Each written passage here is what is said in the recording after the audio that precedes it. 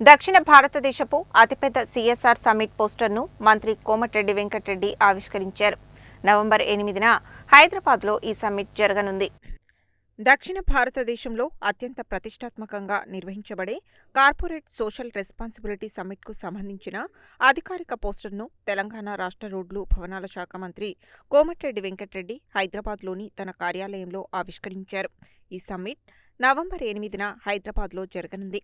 ఈ ప్రఖ్యాత సమ్మిట్లో ప్రముఖ కార్పొరేట్ నాయకులు, సిఎస్ఆర్ నిపుణులు, అభివృద్ధి రంగ నిపుణులు, పాలసీ మేకర్లు పాల్గొననున్నారు.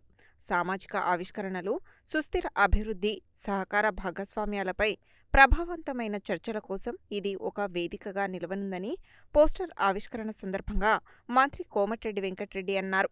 ఈ సమ్మిట్కు హైదరాబాద్ను వేదికగా ఎంచుకున్న నిర్వాహకులను అభినందించారు.